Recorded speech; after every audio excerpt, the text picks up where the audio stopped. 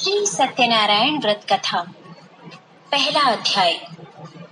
एक समय नैमिषारण्य तीर्थ में शौनकादि 88,000 ऋषियों ने श्री सूत जी से पूछा, हे प्रभु, इस कलयुग में वेद विद्या रहित मनुष्यों को प्रभु भक्ति किस प्रकार मिलेगी तथा उनका उद्धार कैसे होगा?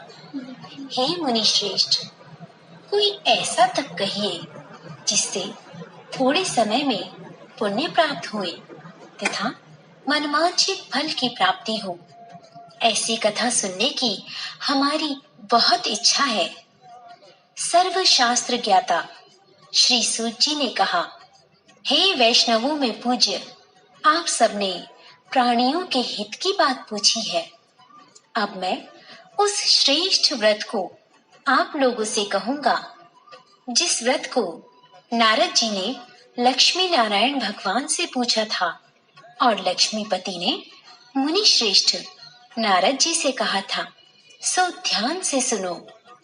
एक समय योगीराज नारद जी दूसरों के हित की इच्छा से अनेक लोगों में घूमते हुए मृत्युलोक में आ पहुंचे। यहाँ अनेक योनियों में जन्मे हुए प्राय सभी मनुष्यों को अपने कर्मों के अनुसार अनेकों दुखों से पीड़ित देखकर सोचा, किस यत्न के करने से निश्चय ही प्राणियों के दुखों का नाश हो सकेगा। ऐसा मन में सोचकर वह विष्णु लोक को गए। वहां श्वेत वर्ण और 4 भुजाओं वाले देवों के ईश नारायण को देखकर, जिनके हाथों में शंख, चक्र, गदा और पद्म थे तथा वरमाला पहने हुए थे, स्तुति करने लगे। हे भगवान, आप अत्यंत शक्ति से संपन्न हैं। मन तथा वाणी भी आपको नहीं पा सकती।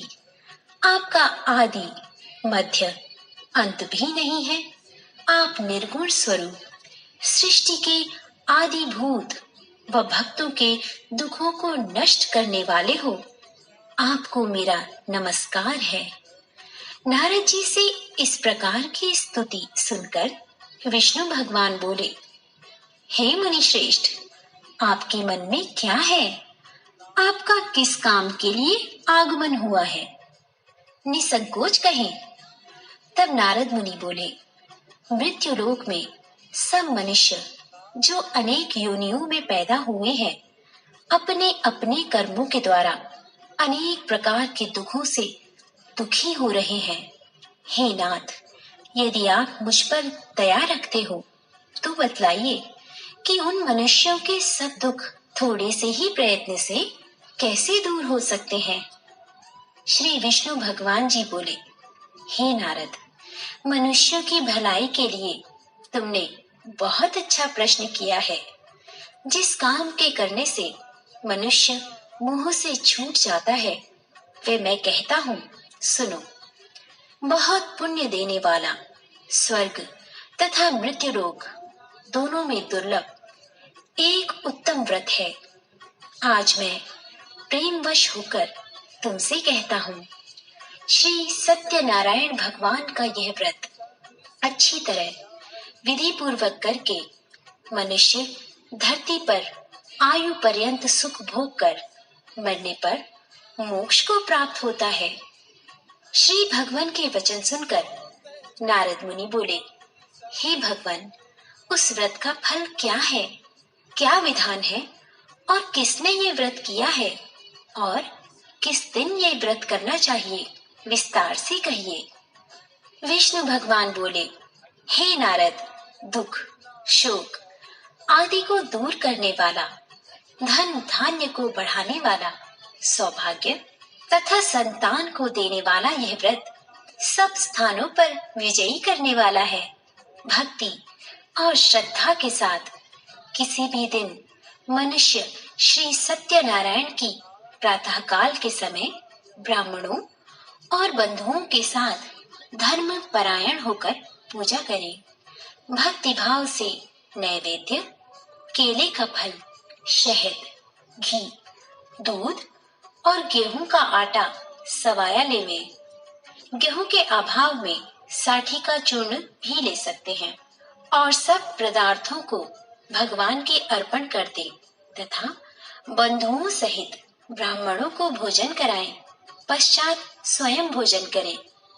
रात्रि में नृत्य, गीत आदि का आयोजन कर सत्यनारायण भगवान का स्मरण करते हुए समय व्यतीत करें। इस तरह व्रत करने पर मनुष्य की इच्छा निश्चय पूरी होती है। विशेष रूप से कलिकाल में भूमि पर यही मोक्ष का सरल उपाय है। दूसरा अध्याय। सूत जी बोले, हे ऋषियों, जिसने पहले समय में इस व्रत को किया है उसका इतिहास कहता हूँ, ध्यान से सुनो। सुंदर काशीपुरी नगरी में एक अत्यंत निर्धन ब्राह्मण रहता था। वह भूख और प्यास से बेचैन हुआ नित्य पृथ्वी पर घूमता था।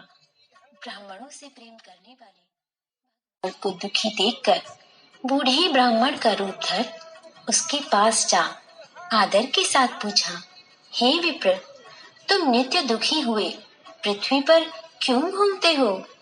हे ब्राह्मण, ये सब मुझसे कहो, मैं सुनना चाहता हूँ। ब्राह्मण बोला, मैं निर्धन ब्राह्मण हूँ, भिक्षा के लिए पृथ्वी पर फिरता हूँ। हे भगवान, यदि आप इससे छुटकारा पाने का कोई उपाय जानते हो तो कृपा कर मुझे बताएं। वृद्ध ब्राह्मण बोला, हे विप्र, सत्यनारायण भगवान मनवांछित फल देने वाले हैं, इसीलिए तुम उनका पूजन करो, जिसके करने से मनुष्य सब दुखों से मुक्त हो जाता है। ब्राह्मण को व्रत का सारा विधान बतलाकर बूढ़े ब्राह्मण का रूप धारण करने वाले सत्यनारायण भगवान अंतर्ध्यान हो गए। जिस व्रत को वृद्ध ब्राह्मण ने बतलाया है मैं उसको करूंगा, ये निश्चय करने पर उसे रात में नींद भी नहीं आई। वह सवेरे उठ सत्यनारायण के व्रत का निश्चय कर भिक्षा मांगने के लिए चला। उस दिन उसको भिक्षा में बहुत धन मिला, जिससे बंधु बांधवों के साथ उसने सत्यनारायण भगवान का व्रत किया। इसके करने से वह ब्राह्मण सब दुखों से छूटकर अनेक प्रकार की संपत्तियों से युक्त हुआ। उस समय से वह ब्राह्मण हर मास व्रत करने लगा। इस तरह सत्यनारायण भगवान के व्रत को जो कोई करेगा वह मनुष्य सब दुखों से छूटेगा। इस तरह नारद जी से सत्यनारायण भगवान का कहा हुआ यह व्रत मैंने तुमसे कहा। हे विप्रो, अब मैं और क्या कहूँ? ऋषि बोले, हे मुनिवर, संसार में इस ब्राह्मण से सुनकर किस किस ने इस व्रत को किया है हम वह सब सुनना चाहते हैं। इसके लिए हमारे मन में जिज्ञासा है। सूत जी बोले, हे मुनियों, जिसने इस व्रत को किया है वह सब सुनो। एक समय वह ब्राह्मण धन और ऐश्वर्य के अनुसार बंधु बांधवों के साथ व्रत करने को तैयार हुआ। उसी समय एक लकड़ी बेचने वाला बूढ़ा आदमी आया और बाहर लकड़ियों को रखकर ब्राह्मण के मकान में गया। प्यास से दुखी लकड़हारा उसको व्रत करते देखकर ब्राह्मण को नमस्कार कर कहने लगा, आप ये क्या कर रहे हैं और इसके करने से क्या फल मिलता है? कृपा करके मुझे बताइए। ब्राह्मण ने कहा, सब मनोकामनाओं को पूरा करने वाला यह सत्यनारायण भगवान का व्रत है। इसकी ही कृपा से मेरे यहाँ धन धान्य आदि की वृद्धि हुई है। ब्राह्मण से इस व्रत के बारे में जानकर लकड़हारा बहुत प्रसन्न हुआ। चरणामृत ले और प्रसाद खाने के बाद अपने घर को गया। अगले दिन लकड़हारे ने अपने मन में इस प्रकार का संकल्प किया कि आज ग्राम में लकड़ी बेचने से जो धन मिलेगा उसी से सत्यनारायण देव का उत्तम व्रत करूंगा। यह मन में विचार कर वह बूढ़ा आदमी लकड़ियां अपने सिर पर रखकर जिस नगर में धनवान लोग रहते थे ऐसे सुंदर नगर में गया। उस दिन वहां पर उसे उन लकड़ियों का दाम पहले दिनों से चौगुना मिला। तब वह बूढ़ा लकड़हारा दाम ले और अति प्रसन्न होकर पके केले, शक्कर, घी, दूध, दही और गेहूं का चूर्ण इत्यादि सत्यनारायण भगवान के व्रत की कुल सामग्रियों को लेकर अपने घर गया। फिर उसने अपने भाइयों को बुलाकर विधि के साथ भगवान का पूजन और व्रत किया। उस व्रत के प्रभाव से वह बूढ़ा लकड़हारा धन, पुत्र आदि से युक्त हुआ और संसार के समस्त सुख भोग कर वैकुंठ को चला गया। तीसरा अध्याय। सूत जी बोले, हे श्रेष्ठ मुनियों, अब आगे की कथा कहता हूँ, सुनो। पहले समय में उल्कामुख नाम का एक बुद्धिमान राजा रहता था। वह सत्य वक्ता और जितेंद्रिय था। प्रतिदिन देव स्थानों पर जाता तथा गरीबों को धन देकर उनके कष्ट दूर करता था। उसकी पत्नी कमल के समान मुख वाली और सती साध्वी थी। पुत्र प्राप्ति के लिए भद्रशीला नदी के तट पर उन दोनों ने श्री सत्यनारायण भगवान का व्रत किया। उस समय में वहां एक साधु नामक वैश्य आया। उसके पास व्यापार के लिए बहुत सा धन था। वह नाव को किनारे पर ठहराकर राजा के पास गया और राजा को व्रत करते हुए देखकर विनय के साथ पूछने लगा, हे राजन, भक्ति युक्त चित्त से आप ये क्या कर रहे हैं? मेरी सुनने की इच्छा है, सो आप ये मुझे बताइए। राजा बोला, हे वैश्य, अपने बांधवों के साथ पुत्रादि की प्राप्ति के लिए ये महाशक्तिवान सत्यनारायण भगवान का व्रत व पूजन मैं कर रहा हूँ। राजा के वचन सुनकर साधु आदर से बोला, हे राजन, मुझसे इसका सब विधान कहो। मैं भी आपके कथनानुसार इस व्रत को करूंगा। मेरी भी कोई संतान नहीं है। मुझे विश्वास है कि इस व्रत के करने से निश्चय ही होगी। राजा से सब विधान सुन व्यापार से निवृत्त हो वह आनंद के साथ अपने घर को गया। साधु ने अपनी स्त्री को संतान देने वाले इस व्रत को सुनाया और प्रण किया कि जब मेरी संतान होगी तब मैं इस व्रत को करूंगा। साधु ने ऐसे वचन अपनी स्त्री लीलावती से कहे। एक दिन उसकी स्त्री लीलावती पति के साथ आनंदित हो सांसारिक धर्म में प्रवृत्त होकर सत्यनारायण भगवान की कृपा से गर्भवती हुई तथा 10वें महीने में उसको एक सुंदर कन्या का जन्म हुआ। दिनों दिन वह इस तरह बढ़ने लगी जैसे शुक्ल पक्ष में चंद्रमा बढ़ता है। कन्या का नाम कलावती रखा गया। तब लीलावती ने मीठे शब्दों में अपने पति से कहा कि जो आपने संकल्प किया था कि भगवान का व्रत करूंगा, अब उसे करिए। साधु बोला, हे प्रिय, इसके विवाह पर करूंगा। इस प्रकार अपनी पत्नी को आश्वासन दे वह नगर को गया। कलावती पितृगृह में वृद्धि को प्राप्त हुई। साधु ने जब नगर में सखियों के साथ अपनी पुत्री को देखा तो तुरंत दूत बुलवाकर कहा कि पुत्री के वास्ते कोई सुयोग्य वर देख कर लाओ। की आज्ञा पाकर दूत कंचन नगर पहुंचा और वहां पर बड़ी खोजबीन कर देखभाल के साथ लड़की के लिए सुयोग्य वणिक पुत्र को ले आया। उस सुयोग्य लड़के को देखकर साधु ने बंधु बांधवों सहित प्रसन्न चित्त हो अपनी पुत्री का विवाह उसके साथ किया। किंतु दुर्भाग्य से विवाह के समय भी उस व्रत को करना भूल गया।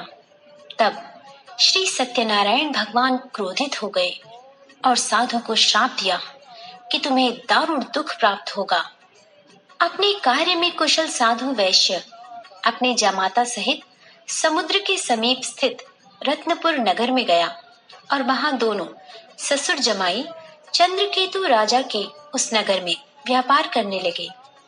एक दिन भगवान सत्यनारायण की माया से प्रेरित कोई चोर राजा का धन चुराकर भागा जा रहा था, किंतु राजा के दूतों को आता देखकर चोर ने घबराकर भागते हुए राजा के धन को वहीं चुपचाप रख दिया, जहां पर वे ससुर जमाई ठहरे हुए थे।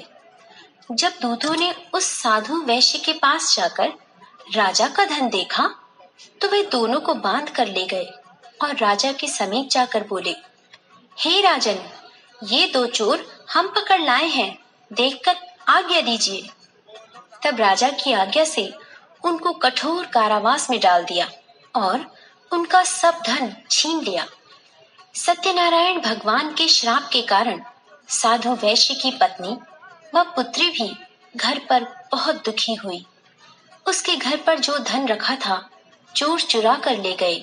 शारीरिक व मानसिक पीड़ा तथा भूख प्यास से अति दुरित हो अन्न की चिंता में कलावती एक ब्राह्मण के घर गई। वहां उसने सत्यनारायण भगवान का व्रत होते देखा, फिर कथा सुनी तथा प्रसाद ग्रहण कर रात को घर आई।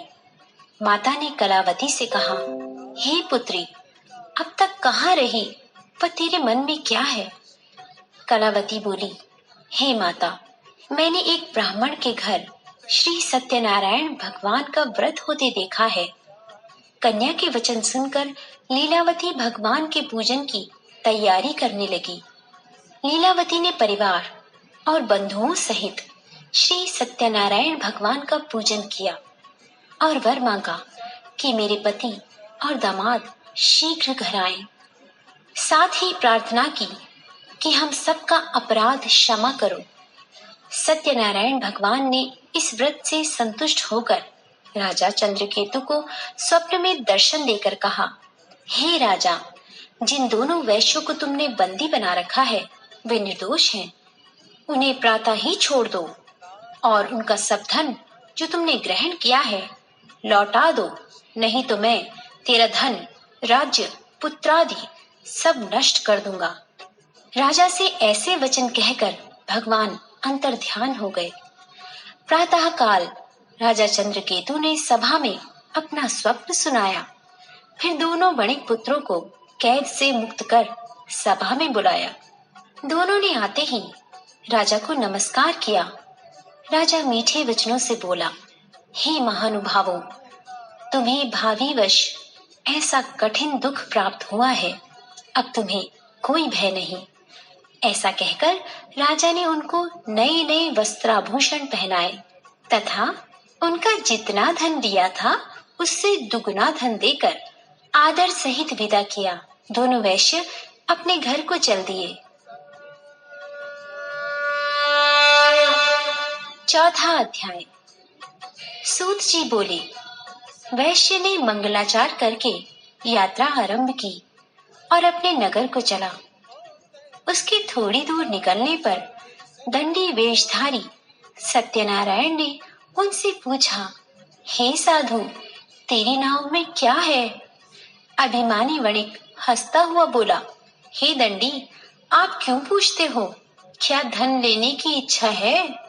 मेरी नाव में तो बेल और पत्ते भरे हैं। वैश्य का कठोर वचन सुनकर भगवान ने कहा, तुम्हारा वचन सत्य हो। दंडी ऐसा कहकर वहां से दूर चले गए और कुछ दूर जाकर समुद्र के किनारे बैठ गए। दंडी के जाने पर वैश्य ने नृत्य क्रिया करने के बाद नाव को ऊंची उठी देखकर अचंभा किया और नाव में बेल पत्ते आदि देखकर मूर्छित हो भूमि पर गिर पड़ा। फिर मूर्छा खुलने पर अत्यंत शोक प्रकट करने लगा। तब उसका दामाद बोला कि आप शोक ना करें, यह दंडी का श्राप है, अतः उसकी शरण में चलना चाहिए, तभी हमारी मनोकामना पूर्ण होगी। दामाद के वचन सुनकर वैश्य दंडी के पास पहुंचा और अत्यंत भक्ति भाव से नमस्कार करके बोला, हे भगवान, आपकी माया से मोहित ब्रह्मा आदि भी आपके रूप को नहीं जानते, तब मैं अज्ञानी कैसे जान सकता हूँ? आप प्रसन्न होइए, मैं सामर्थ्य के अनुसार आपकी पूजा करूंगा। मेरी रक्षा करो और पहले के समान नौका में धन भर दो। उसके भक्ति युक्त वचन सुनकर भगवान प्रसन्न हो उसकी इच्छा अनुसार वर देकर अंतर ध्यान हो गए।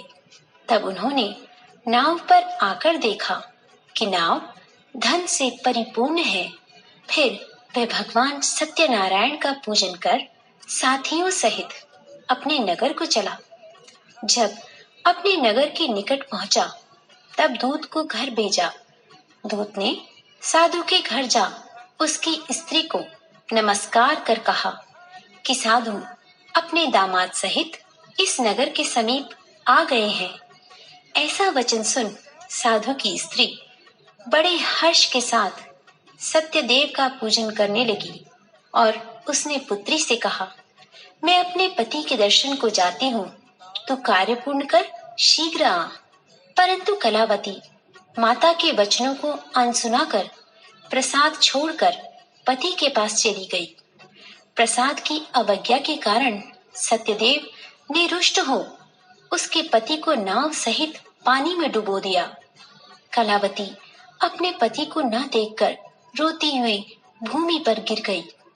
इस तरह नौका को डूबा हुआ तथा कन्या को रोता देख साधु दुखित हो बोला, हे प्रभु, मुझसे या मेरे परिवार से जो भूल हुई है उसे क्षमा करो।